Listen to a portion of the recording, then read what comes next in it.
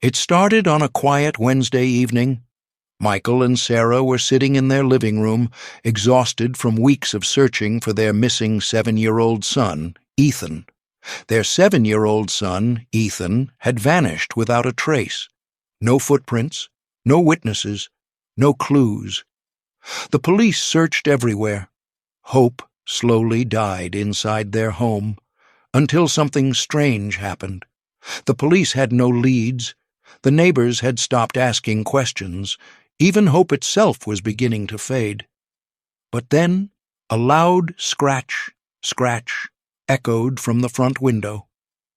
When they looked up, a German shepherd stood outside, paws pressed against the glass, barking urgently, as if trying to warn them about something, eyes wide with desperation.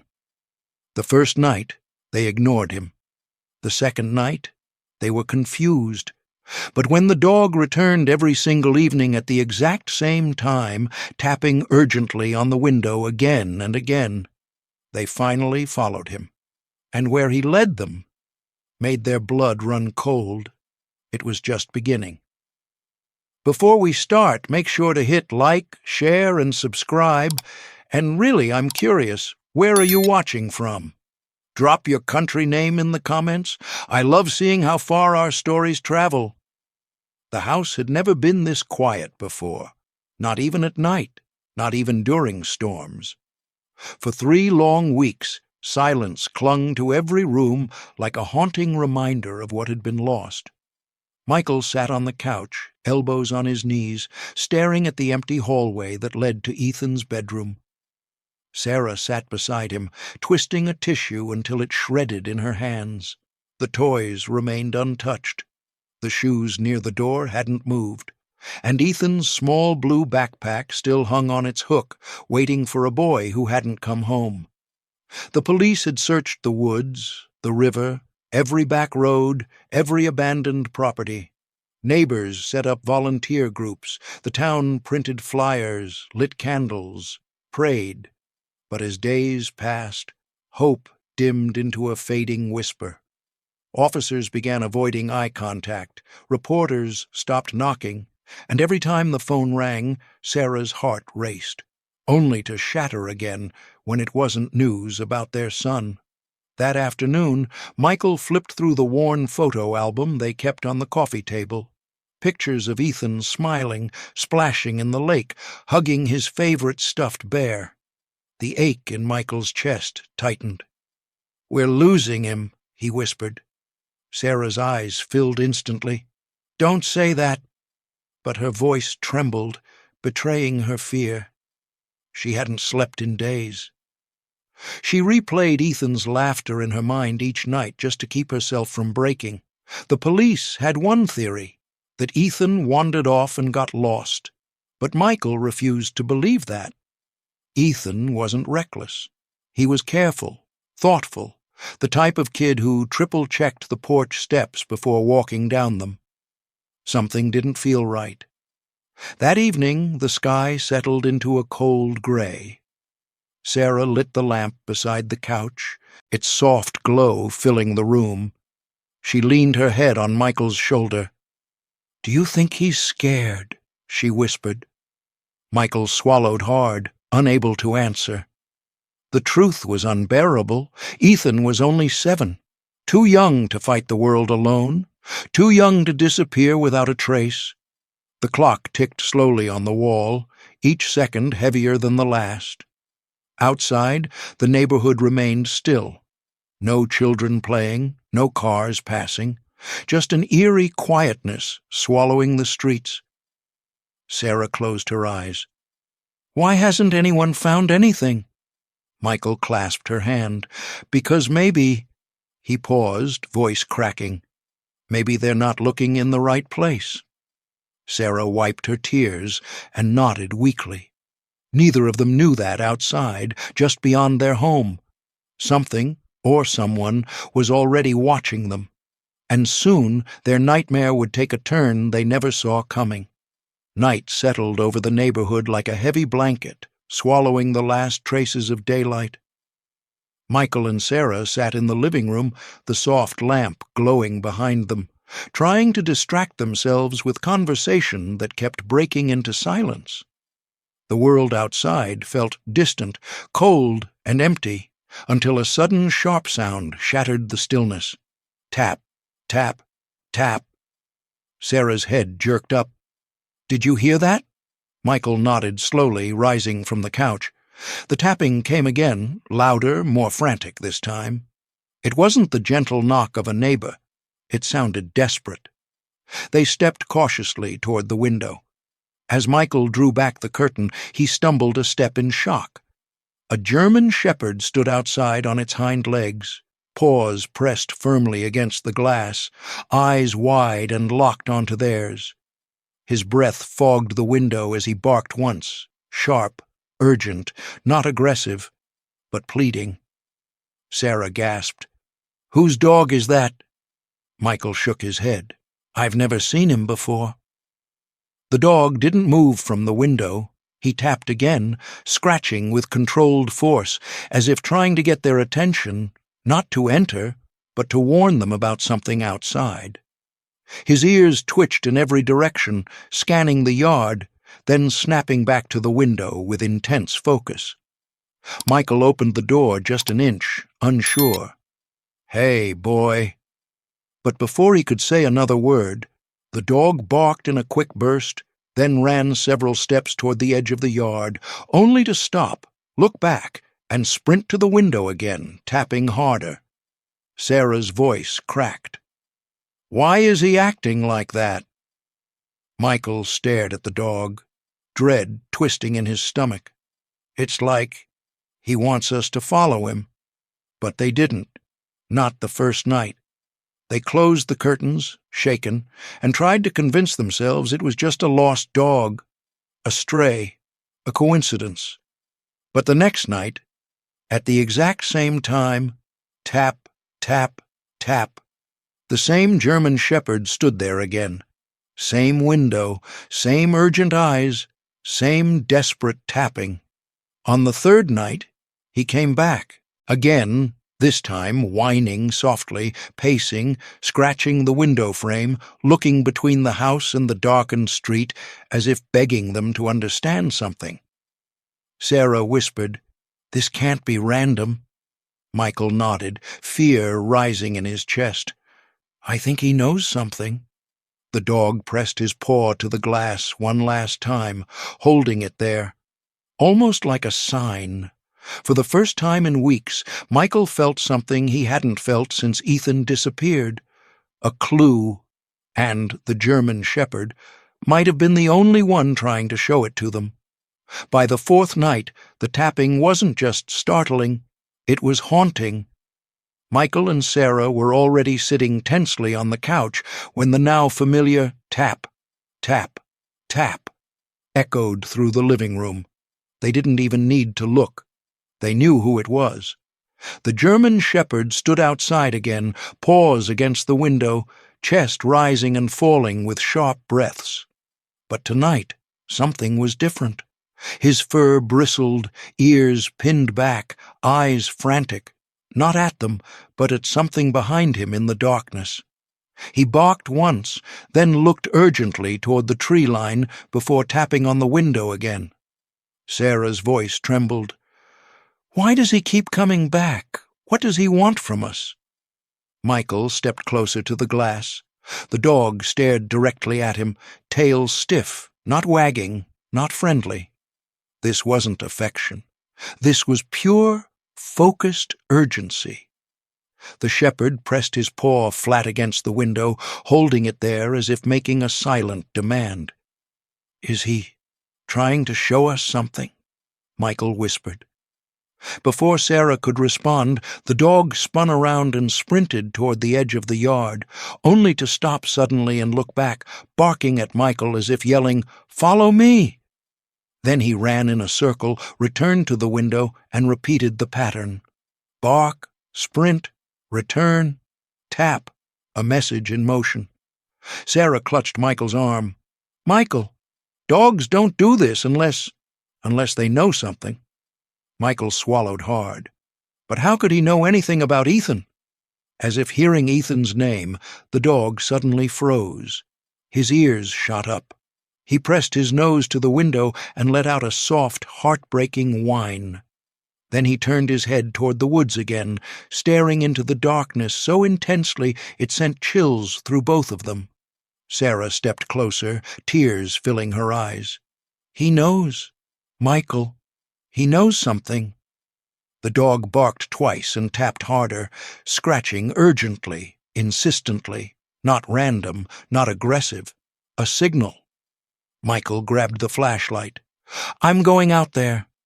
Sarah grabbed his hand quickly. "No, not alone." They cracked the front door open. The dog bolted to them immediately, stopping inches away and turning back toward the woods, muscles tense, tail rigid, waiting, begging for them to follow. He didn't bark now. He didn't tap. He simply stared into the dark, trembling with a desperate need to lead someone, anyone, to what he had found. Michael felt a cold dread seep into his bones. This dog wasn't lost. He wasn't wandering. He wasn't confused. He was trying to tell them something. Something about Ethan. Michael took a shaky breath as he stepped onto the porch, the cold night air wrapping around him like a warning. Sarah followed close behind, flashlight in one hand and her phone clutched tightly in the other. The German shepherd stood just a few steps ahead, glancing back at them as if making sure they were really coming this time. When they nodded, he darted forward, but not too far. He kept a steady pace, staying close enough that they could follow without losing him in the darkness. The dog led them past the driveway, past the mailbox, and toward the thick line of trees behind their property. Michael hesitated. The woods? At this hour? Sarah swallowed hard. If he knows something about Ethan, we can't ignore it. The German shepherd barked once, sharply, impatiently, then plunged deeper into the trees. Leaves crunched under their feet as they followed him, the beam of the flashlight flickering across branches that seemed to close in around them. The dog kept pausing, looking back, making sure they were still behind him, then pushing forward with renewed urgency. After several minutes, the dog suddenly stopped. His nose lowered to the ground, sniffing intensely. He circled a patch of dirt, then looked up, locking eyes with Sarah. Her breath caught. "What is it? What are you trying to show us?" Michael shined the flashlight downward, and his heart nearly stopped. A small blue shoelace, Ethan's shoelace.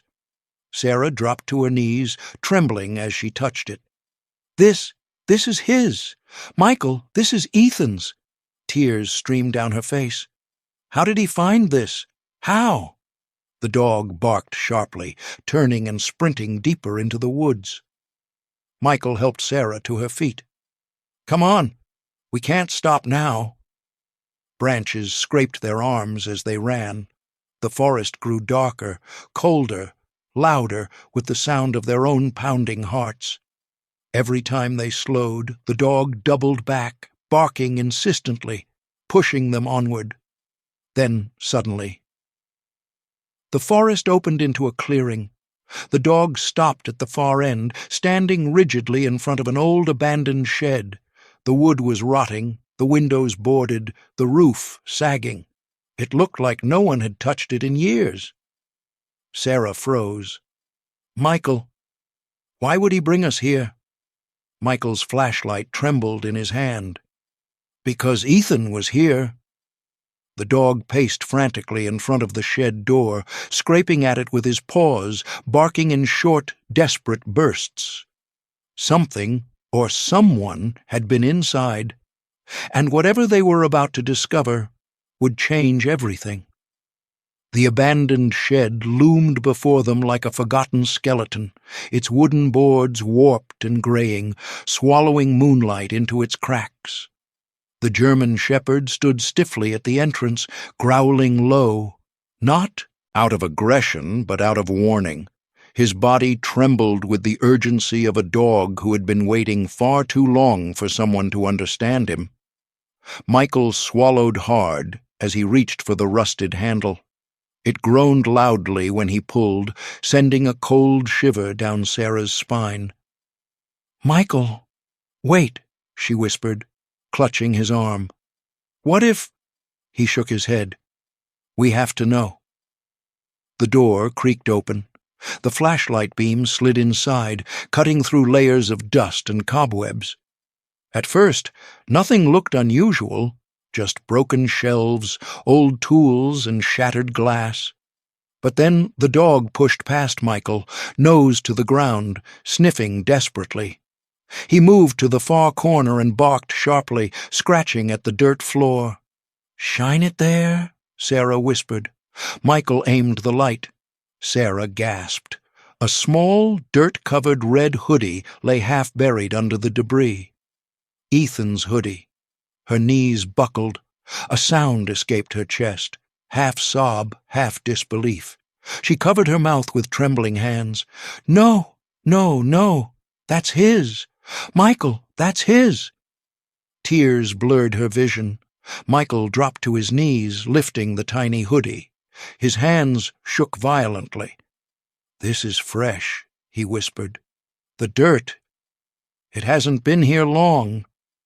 The dog suddenly barked again, louder, more frantic, and turned toward the back of the shed, where a thin wooden panel stood slightly ajar. The flashlight beam swept over it, revealing scuff marks, small ones, the size of a child's hands. Sarah's breath hitched. "Michael, someone was here, recently." Michael pushed the panel open. Behind it lay a small, hidden crawlspace, dark, cramped, and horrifyingly quiet. The shepherd shoved his head inside, sniffing vigorously, tail rigid. Then the smell hit Michael. Bread, blanket fabric, sweat. Someone had been staying in this space. He spotted something else, tiny footprints in the dust, smaller than his palm, leading deeper into the crawl space and then out the back, where broken planks formed a makeshift exit. Sarah let out a sob. "Ethan, he was here. He was right here." The dog turned, barking urgently at the exit path, looking back at them with desperate eyes. Sarah wiped her tears, her voice trembling. "He's telling us. Ethan got out. He escaped." Michael stood slowly, gripping her hand. The German shepherd sprinted out through the back opening, tail straight, barking into the night. Michael's heart pounded. "Sarah, he wants us to follow." And for the first time in weeks, they felt hope, dark, terrifying hope, but hope nonetheless. The German shepherd sprinted through the back exit of the shed, his paws kicking up cold dirt as he followed a trail only he could sense. Michael and Sarah hurried behind him, stumbling over fallen branches, hearts pounding as the dog led them deeper into the woods. They hadn't noticed before, but the shepherd wasn't just tracking something. He was retracing a path he already knew. After several minutes, the dog stopped abruptly at an old tree stump. He circled it once, sniffed the ground, then looked up at Michael with urgent, pleading eyes. "This dog isn't just finding clues," Michael whispered. "He's been here before." Sarah frowned. "But how? Why?" As if answering her question, the dog trotted to the edge of the clearing, where a broken metal collar lay half-buried under leaves. Michael picked it up carefully. The tag was scratched, worn, almost unreadable, but one word still remained. "K9. Sarah's breath caught. "He's a police dog?" Before they could say more, the sound of leaves crunching came from behind them. An officer emerged from the woods, flashlight sweeping the ground. It was Officer Ramirez, one of the lead investigators on Ethan's search. "Mr. and Mrs. Carter?" he called. "We saw your car wasn't home. Dispatch told me the dog came back tonight. We followed his tracker." He pointed to the shepherd. "His name is Ranger. He's a retired K-9. Michael's jaw dropped. "Ranger? You know him?" Ramirez nodded with a heavy sigh. "He belonged to a missing persons unit, but his handler disappeared last year. No trace, no leads. Ranger was found wandering the same woods days later." His voice tightened. "He's been returning to these areas ever since, as if he's looking for someone." Sarah's voice trembled. "But why come to us? Why our window?"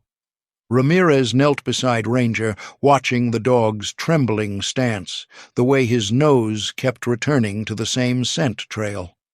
"Because Ranger only taps when he's found human scent connected to a missing person. He's been doing it for months, whenever he senses someone still alive. It's his way of warning people, guiding them." Michael's eyes widened. "So he came to our window because—" Ramirez nodded solemnly. "Because he picked up Ethan's scent, and he followed it straight to your home." The world tilted for a moment. Sarah covered her mouth, tears spilling uncontrollably. Ranger barked twice, sharp, determined, and sprinted into the darkness again, tail stiff, nose tracking relentlessly. Ramirez stood quickly. "He's on the trail again. We need to move." Michael grabbed Sarah's hand. Sarah grabbed the flashlight. They ran after Ranger, because now they knew. This wasn't just a dog. This was a partner, continuing the mission his lost handler never finished. Ranger darted through the forest with a speed and certainty that left no room for hesitation. His body moved like a shadow, swift, focused, determined. Michael, Sarah, and Officer Ramirez followed as quickly as they could, stumbling over roots and branches, their breath turning sharp in the cold night air. Every few seconds, Ranger stopped, sniffed the ground, then bolted forward again. It was clear now. He wasn't searching blindly. He was following the exact path Ethan had taken. Michael's heart pounded painfully. "Please, please let him be alive," he whispered under his breath. Sarah squeezed his hand tightly. She didn't speak, but the terror in her eyes said everything. Suddenly, Ranger let out a sharp bark and veered to the right, disappearing behind a cluster of thick bushes. Ramirez raised his flashlight, scanning the area. "He's signaling something," he shouted. They pushed through the brush and froze. A steep slope dropped into a narrow ravine below. Ranger stood at the edge, tail stiff, barking down into the darkness. Michael stepped closer, shining the light downward, and then he saw it. Small footprints pressed into the mud, fresh. Sarah fell to her knees. "Oh, my God, those are Ethan's!" Her voice broke into a sob. "He came this way." Ramirez's radio crackled.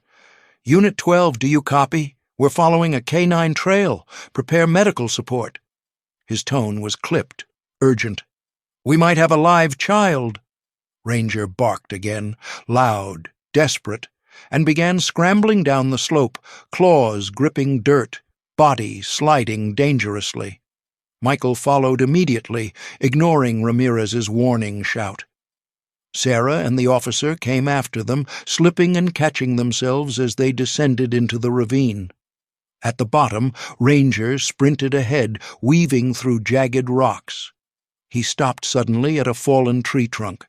His nose pressed into a small opening underneath it, and he let out a heartbreaking whine. Michael dropped beside him. "What is it? What is it, boy?" Ranger backed up, and Ethan's small blue sock lay inside the hollow. Sarah let out a scream, raw, painful, hopeful, all at once. She grabbed the sock, pressing it to her chest.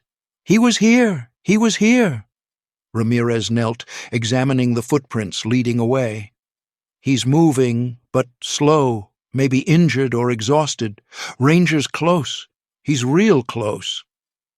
Before they could react, Ranger jolted upright, ears alert, nose lifted, then bolted forward with a speed that shook the ground beneath them. Ramirez grabbed his flashlight. "He's got something! Move!" Michael and Sarah didn't hesitate.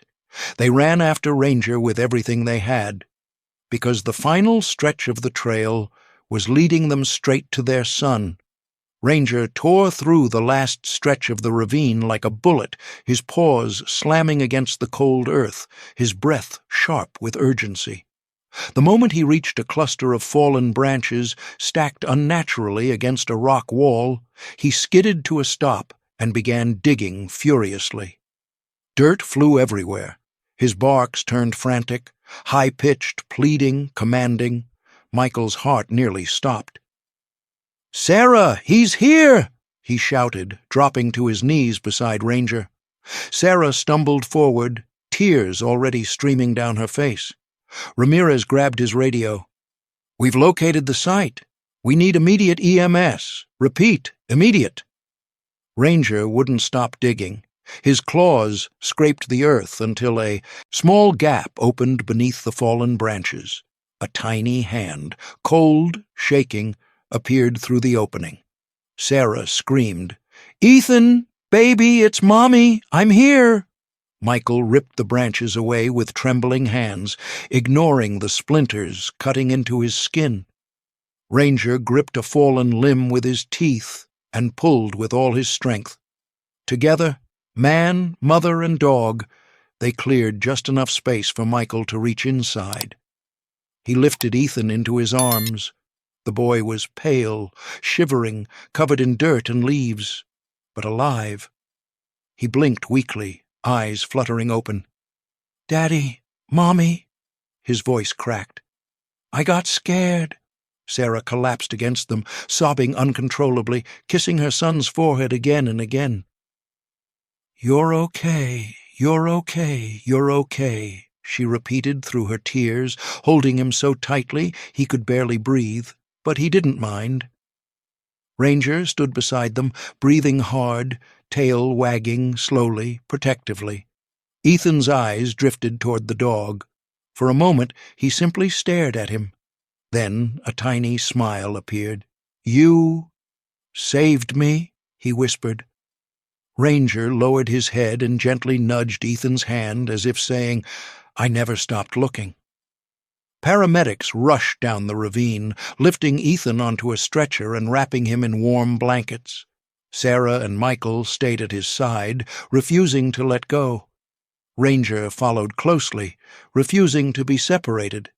When they reached the road, an entire team of officers, neighbors, and volunteers stood waiting, faces pale with shock, then erupting in cheers and tears when they saw Ethan alive. Reporters captured the moment. The nation would soon see the image: a rescued boy, two parents crying in relief, and a German shepherd standing proudly beside them, muddy, tired, but heroic. In the weeks that followed, Ranger was celebrated everywhere. Hero dog reunites family. Retired K9 saves missing boy. But the family didn't need headlines. They brought Ranger home with them, because after everything he had done, there was no question. He didn't just save their son, he became family.